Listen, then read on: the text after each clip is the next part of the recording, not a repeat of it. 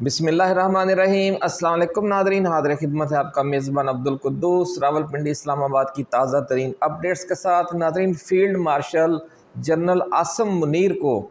افواج پاکستان کا supreme commander بنانے کی تیاری کی جا رہی ہے، اور اس موقع پر میاں نواز شریف نے بھی کچھ لوگ کچھ دو فارمولے کے تحت وزارت عظمیٰ پر اپنا حق جتا دیا ہے۔ 27ویں آئینی ترمیم منظور ہوتے ہی وزیر اعظم کے منصب میں کیا بڑی تبدیلی متوقع ہے، اور اگلے 3 برسوں کے لیے 2 وزارت عظمیٰ کے اہم ترین امیدوار ہیں، وہ کون ہیں، اور شہباز شریف کی چھٹی کیوں ہونے جا رہی ہے، یہ ساری ایکسکلوسیو خبر آج کی ویڈیو میں ہم آپ کے ساتھ شیئر کرنے جا رہے ہیں۔ ناظرین، بلاول بھٹو زرداری نے 27ویں آئینی ترمیم کا مسودہ کیوں لیک کیا ہے؟ اس کی وجہ یہ ہے کہ پیپلز پارٹی یہ چاہتی ہے کہ یہ کچھ لوگ کچھ دو کے مذاکرات کی وجہ سے یہ معاملہ کچھ تاخیر کا شکار ہو، کیونکہ جتنی تاخیر ہوتی جائے گی پیپلز پارٹی کا وزن اتنا ہی بڑھتا چلا جائے گا۔ وجہ اس کی یہ ہے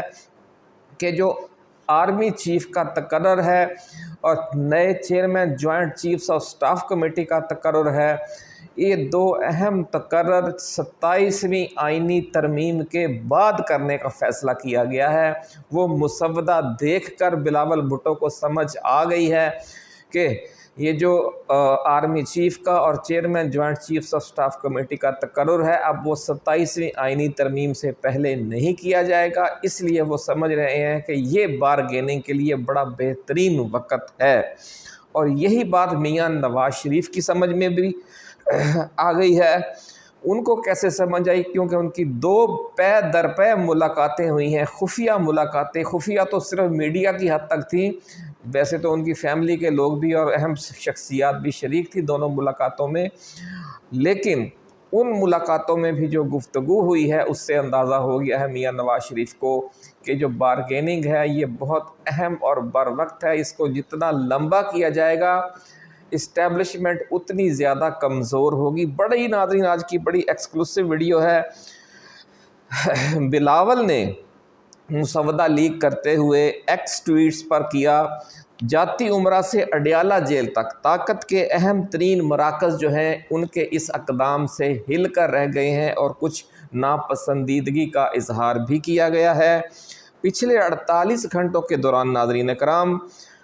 army chief general Asim Munir اور میاں محمد نواز شریف کے درمیان 2 اہم ملاقاتیں ہوئی ہیں۔ ان ملاقاتوں میں معاملات کیا طے پائے اور کون میزبان تھا، کون مہمان تھا، اور کیا گلے شکوے ہوئے، اس حوالے سے بھی رازدان حلقوں نے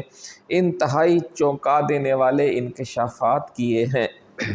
آج کی سب سے چونکا دینے والی اور سنسنی خیز خبر یہ ہے ناظرین کرام کہ اڈیالہ جیل میں عمران خان کو انتہائی خوفناک دھمکی پہنچا دی گئی ہے۔ اس دھمکی میں عمران خان سے اسٹیبلشمنٹ نے کیا مطالبہ کیا ہے، اور انکار کی صورت میں کیا دھمکی یا وہ کون سے سنگین نتائج ہیں جن کی طرف اشارہ کیا گیا ہے، یہ ایکسکلوسیو رپورٹ بھی آج ہم آپ کے ساتھ شیئر کریں گے۔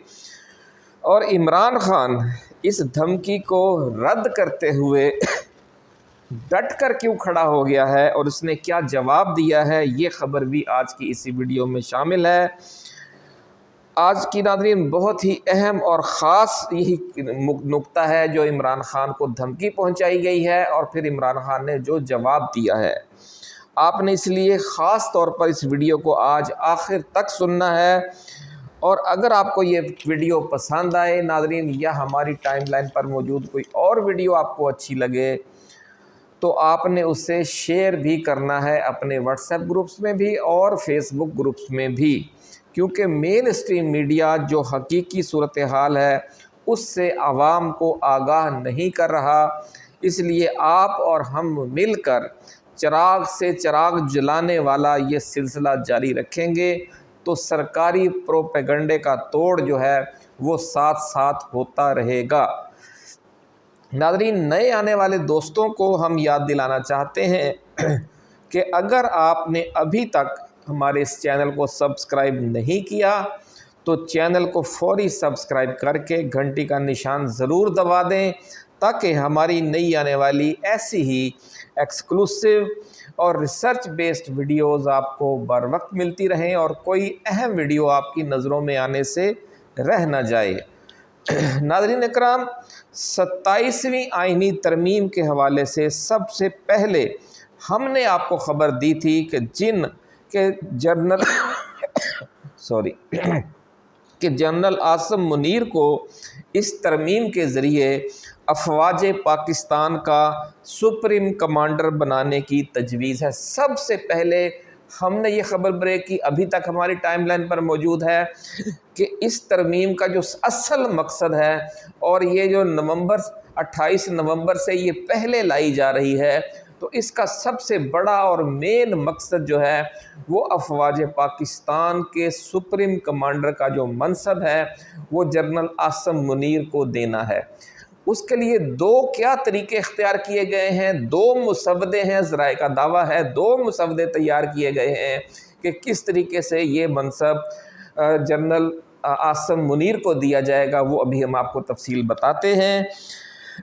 इस हवाले से जो तजवीज़, या यूँ कहें कि जो दो तजावीज़ हैं, दो मुसवदे कह लें या दो तजावीज़ कह लें। एक मुसवदे में जनरल आसिम मुनीर को सदारती इलेक्शन लड़ने के लिए रिटायरमेंट के बाद 2 बरस के वक्फे का जो लाजमी करार दिया गया है कानून और आइन में, उससे इस्तिस्ना दिया जाएगा। और दूसरे मुसवदे में अफवाज पाकिस्तान के सुप्रीम कमांडर का जो मनसब है वो सदर पाकिस्तान से लेकर chairman joint chief of staff committee और फील्ड मार्शल और सुप्रीम कमांडर का मनसब, ये 3 मनसब एक ही जगह पर इकट्ठे कर दिए जाएंगे। ये 3 मनसब जब इकट्ठे हो जाएंगे तो फिर general Asim Munir बावर्दी supreme commander बन जाएंगे। अगर वो सदर के मनसब पर फायज होते हैं तो फिर वहाँ पर बावर्दी सुप्रीम कमांडर बनना, उसके लिए फिर आइन में एक ऐसी तरमीम की जाएगी कि फिर पूरी दुनिया में शोर मच जाएगा। तो वहाँ पर ज़रा ये कह रहे हैं कि बावर्दी सुप्रीम कमांडर बनना इतना मुमकिन नज़र नहीं आ रहा, इसलिए उस सूरत में फिर नया आर्मी चीफ मुकर्रर किया जाएगा। दोनों सूरतों में नाज़रीन, मुसल्लह अफवाज के सरबराहों के तकर्रुर में से वज़ीर आज़म का और हकूमत का जो किरदार है उसको ख़त्म किया जा रहा है। ये सबसे बड़ी बात है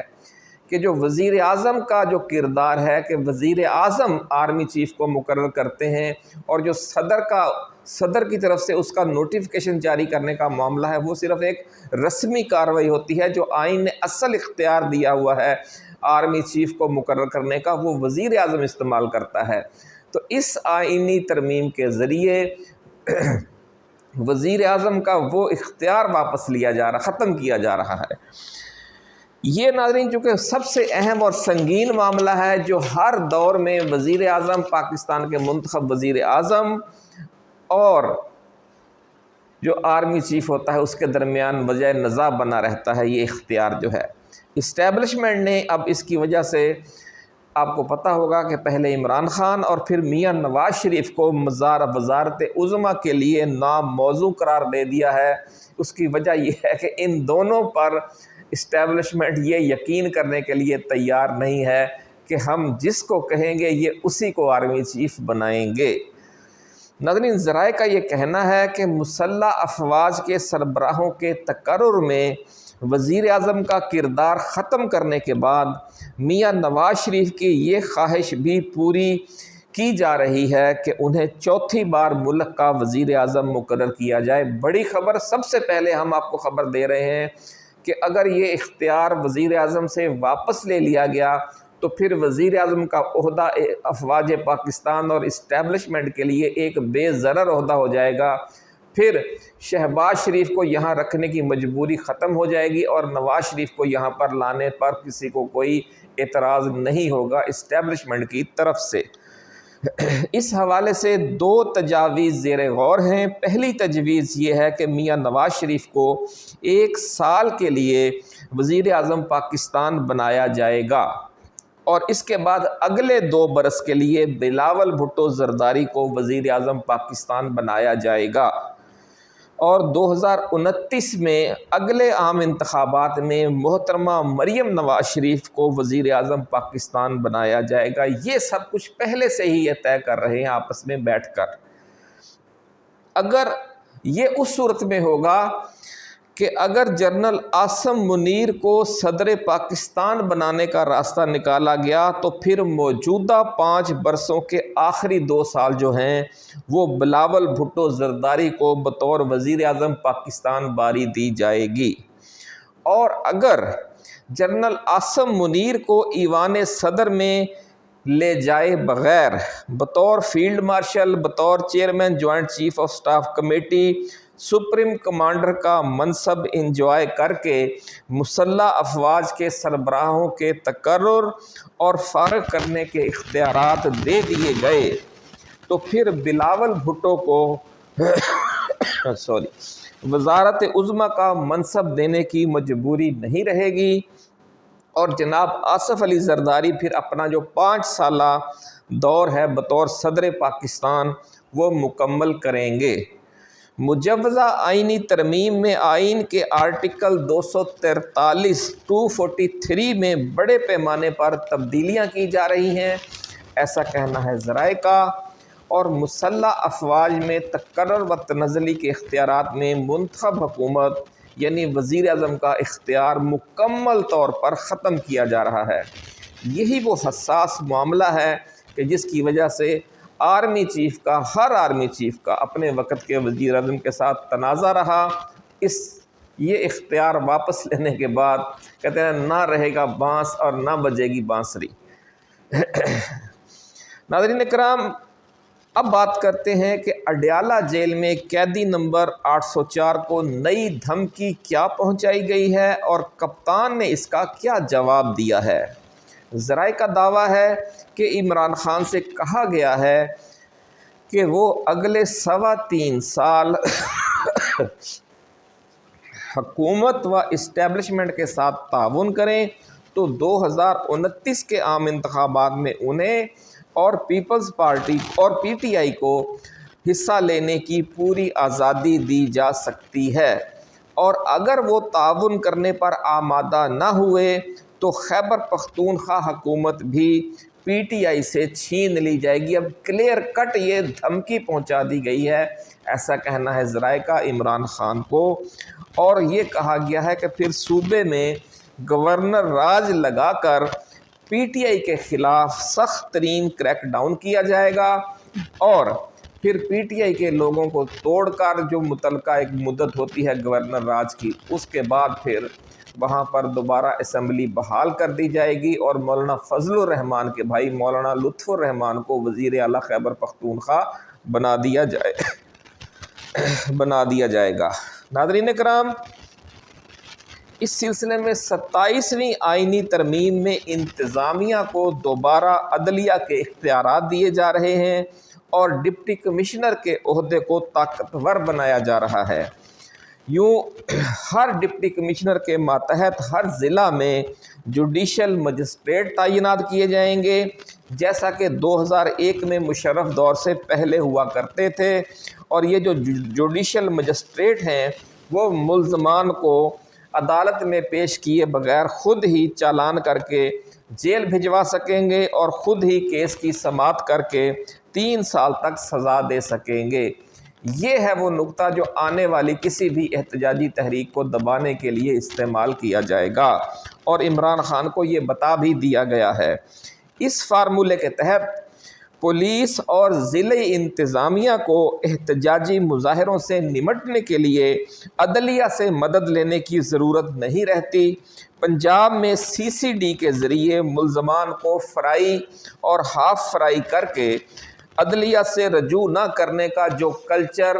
شروع کیا گیا ہے، پروان چڑھایا گیا ہے، اب ملزمان کو سزائیں سنا کر جیلوں میں ڈالنے کا کام بھی حکومتی مشینری عدلیہ سے بالا ہی بالا انجام دے دیا کرے گی۔ یوں ناظرین، سیاسی تحریک کے ذریعے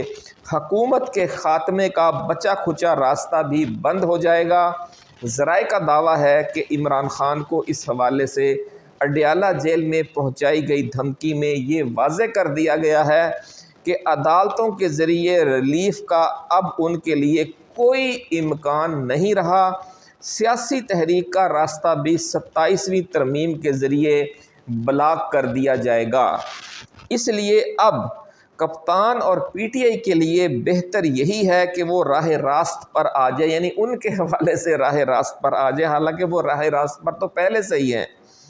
کہ وہ اور اسٹیبلشمنٹ کے حکم کے مطابق سیاست کرے۔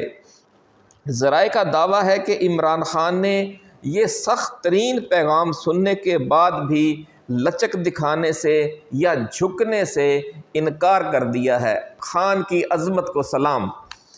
اور کہا ہے کہ وہ اپنے اصولی موقف پر قائم ہے اور ڈٹا رہے گا۔ عمران خان کا کہنا ہے کہ موجودہ اسمبلیاں فارم 47 کی پیداوار ہیں اور غیر قانونی و غیر آئینی ہیں، اس لیے ان اسمبلیوں کی طرف سے آئین میں کی گئی ترامیم بھی غیر آئینی اور غیر قانونی ہیں، اور ان غیر قانونی و غیر آئینی ترامیم کے تحت حاصل اختیارات اور عہدے بھی غیر قانونی اور غیر آئینی ہیں۔ یہ ہے خان کا موقف،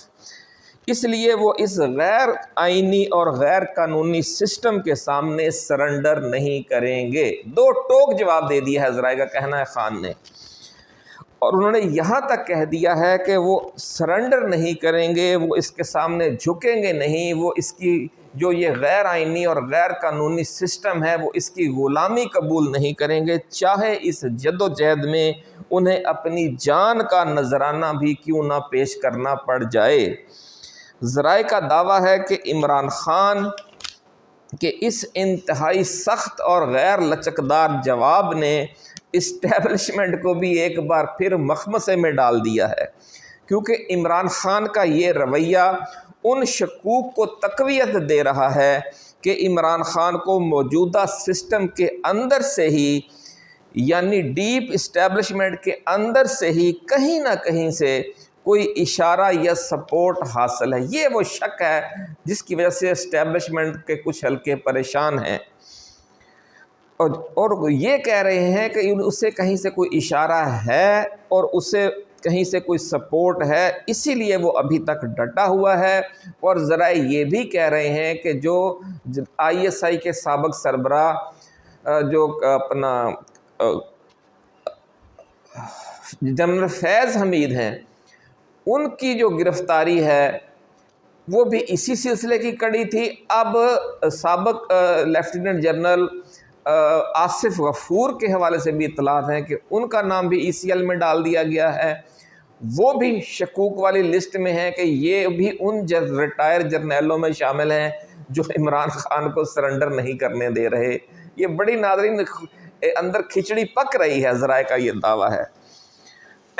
اور یہی وہ کھچڑی ہے جس کی وجہ سے خیال کیا جاتا ہے کہ عمران ابھی تک ڈٹا ہوا ہے۔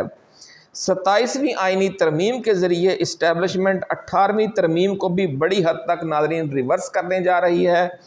اور NFC ایوارڈ میں صوبوں کا جو حصہ بڑھا دیا گیا تھا اور جس کو آئینی تحفظ بھی دے دیا گیا تھا، وہ آئینی تحفظ بھی واپس لیا جا رہا ہے اور صوبوں کا حصہ بھی کم کیا جا رہا ہے۔ اس ترمیم کے تحت الیکشن کمیشن کے اختیارات اور چیف الیکشن کمشنر کے تقرر کا طریقہ بھی تبدیل کیا جا رہا ہے۔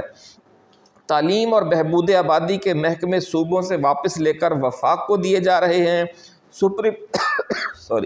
سپریم کورٹ میں قائم آئینی بینچ کو ختم کر کے اب سپریم کورٹ سے بھی اوپر اب ایک آئینی عدالت قائم کی جا رہی ہے۔ ہائی کورٹس کے ججوں کے تبادلے کا طریقہ کار بھی تبدیل کیا جا رہا ہے، جس کے بعد متعلقہ جج اور چیف جسٹس کی منظوری حاصل کرنے کی ضرورت نہیں رہے گی۔ ذرائع کا کہنا ہے کہ ابھی تک ترمیم پر تمام اسٹیک ہولڈرز میں اتفاق رائے نہیں ہو سکا۔ پہلے منصوبہ یہ تھا کہ ترمیم جو اسی ہفتے منظور کر لی جائے گی، یعنی 6 تاریخ کو اس قومی اسمبلی میں پیش کر دی جائے گی، 6 نومبر کو، لیکن اب اس کی منظوری جو ہے وہ اگلے ہفتے تک ملتوی ہونے کے امکانات ظاہر کیے جا رہے ہیں، کیونکہ ذرائع کا یہ کہنا ہے کہ جب سے نواز شریف کو اور صدر آصف علی زرداری کو یہ پتہ چلا ہے کہ جو اسٹیبلشمنٹ ہے وہ آرمی چیف اور chairman joint chief of staff committee کے تقرر کا جو معاملہ ہے اس آئینی ترمیم کے بعد طے کرنا چاہتی ہے، تو وہ سمجھتے ہیں کہ ہماری پوزیشن بہت مضبوط ہو گئی ہے، اب ہماری ضرورت ہے اسٹیبلشمنٹ کو، تو اس لیے پوری طرح بارگین کر کے ہم فیصلہ کریں گے۔ اسی کے ساتھ ناظرین اجازت دیجیے، اپنا خیال رکھیے گا، اللہ حافظ۔ پاکستان زندہ باد۔